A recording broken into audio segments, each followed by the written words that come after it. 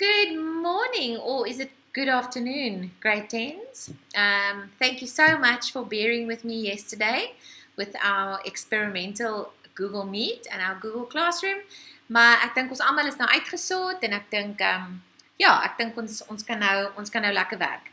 So, I just quickly want to recap what we did yesterday.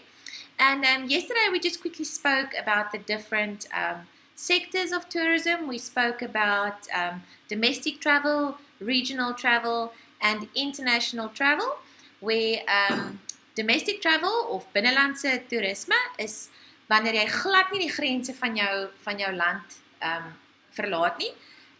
Regional of streekstoerisme is wanneer ons kyk na ons SAOG lande wat hoofsaaklik Afrika lande is, en dan internasionale travel is where you actually cross borders, cross oceans, you need passports, visas, etc. And that becomes international travel. Okay, goed, so dit is net 'n vinnige recap oor wat ons gister gedoen het. Jy het dan ook vir my aktiwiteit 1 gedoen in jou handboek, which just gave you a little bit of an example as to the type of questioning you could get in an exam with regards to the different sectors. En dan ook het dit vinnig net genoem wat die verskillende soort toeriste is, of die verskillende redes waarom mense reis. One of the most obvious reasons why people travel is to visit friends and relatives, and also a big sector of traveling in South Africa especially is for business purposes. So we visit our friends and family, we travel for business, we go on holiday, and then we have people that do gap years, né? Oorbruggingsjare. Soos wanneer jy klaar is met skool en jy gaan bietjie travel en 'n bietjie werk en jy is weg vir 'n jaar of meer, dan is jy 'n oorbruggingstoerist. Good. So that was just as an introduction to what we are going to do today. So if you would please turn to page 12. Page 12 in your textbook. That is where we're going to start looking at different types of tourists. Okay, so ons gaan kyk na verskillende soorte toeriste. Nou eerstens, ons gaan kyk na die 4 kategorieë wat ons gister genoem het. En as ons kyk na mense wat reis met die doel om vir besigheid te reis. So if we look at our business tourists, people travel for business for different reasons. Okay, so on page 12, there are 4 different types of tourists who travel for professional reasons. Okay, jy gaan daar sien sake toeriste. Those are people who travel exclusively for business, like say for instance your father works for a company and they send him to attend a meeting in Durban or in Johannesburg. That is purely for a business purpose. Goed. Dan kry jy opvoedkundige toeriste, en dit is nou mense wat gaan om 'n spesifieke kwalifikasie te gaan doen, né? Soos kom ons sê jy gaan op jou besigheidstudie op 'n kursus en jy moet 'n kursus gaan bywoon en 'n sertifikaat bereik aan die einde van 'n week, dan het jy gereis vir opvoedkundige doeleindes. So that's for educational purposes. You also get people who travel because their company give them a perk. So for instance, you have a target that you must reach at your current position that you are in, and they say when you reach this target, we are going to send you on a trip to Cape Town for a weekend. Goed. So dan staan jy bekend as 'n besigheidstoerist, maar jy reis vir 'n aansporingsdoeleinde. Met ander woorde, jy het iets gedoen om dit te verdien en dan kan jy weggaan vir 'n naweek. Goed. Die laaste soort toerist wat vir sake of professionele redes reis, is wanneer jy vir mediese redes of vir gesondheidsredes reis. Okay. So people would also travel for the purpose of visiting a medical institution, or they would travel and visit a spa for a weekend. Okay, that is all for health and medical reasons.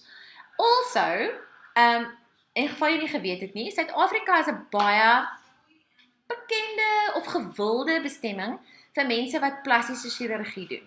Okay, so people would travel from other countries to South Africa to get plastic surgery. Okay, so that makes them a medical tourist. They travel for medical reasons, but it falls under the category of professional and business tourism. Okay, the second type of tourist that we mentioned yesterday was those who travel purely for leisure. Okay, so jy gaan eintlik net met vakansie. Now, on page 13 in the textbook, there are 1, 2, 3, 4, 5, 6, 7, 8 different types of leisure tourists. That is probably the one that you are most familiar with. So, daai mense reis vir avontuur. They want to go and climb Mount Everest. They want to go bungee jumping at Blowkrans at the bridge. Ne? Cultural tourists. Those are people who are interested in things like visiting Soweto and visiting the Hector Peterson Memorial in Soweto. Hulle reis eksklusief vir kultuurdoeleindes, né? Eco-tourists, ecotoeriste. Hulle besoek weer plekke vir natuurskoon. So hulle wil miskien Drakensberge toe gaan omdat dit vir hulle mooi is. Hulle wil Tafelberg gaan sien because it's one of the 7 natural wonders of the world. You get leisure tourists, religious tourists. You know that once a year people travel to Moria, okay, over the Easter weekend. That is a religious trip that they make. Also, if you think about Muslims, they travel to Mecca once in a lifetime. En dit word gesien as 'n godsdienstige trippie wat hulle doen, okay? En dit is wel vir vakansie, but it's also because of a religious reason that they do that, né? You get shopping tourists, mense wat sê ons gaan Kaap toe, ons wil net gaan, ons wil Waterfront toe gaan, ons wil na al die groot shopping centers toe gaan because we just want to go shop. We don't have those shops in Port Elizabeth, so we are traveling because we want to go shopping. You also get special interest tourists, mense wat spesiale of spesifieke belangstellings het, soos hulle wil byvoorbeeld gaan kyk, voëls gaan kyk, né? Like bird watching. Or people want to travel to Hermanus because they want to see the whales. That is a specific interest that they have, and that is the main reason why they are traveling. And then you also get people traveling for big sporting events. Like if you travel to Cape Town for the Cape Argus, or you're going to run the 2 oceans, then that makes you a sport and recreation tourist. Okay, so that's just a quick rundown. I'm going to ask of you to please go through the ones in the textbook and make sure that you understand exactly what each of those stand for and what they mean. Goed. Op bladsy 14 is jou mees algemene soort toerist. En dit is wat ons almal mee bekend is ons gaan besoek ons vriende en familie. Okay. So you're going to visit your family, you're going to visit your ouma of jou vriende wat in 'n ver plek bly, which means that you are not going to stay in a hotel or in a guest house because you are going to visit people that you actually know en jy gaan sommer by hulle in die huis bly. So that is probably the group of tourists that is almost the biggest in most of South Africa, is people who travel to visit family, né? Dit is ook jou goedkoopste tipe vakansie because you don't pay extra for accommodation. You use your ouma's car om van die een plek na die ander plek te ry. Jou tannie laai jou in die kar en sy gaan wys jou alles wat jy wil sien. So that is why it is such a very popular way of doing holidays in South Africa.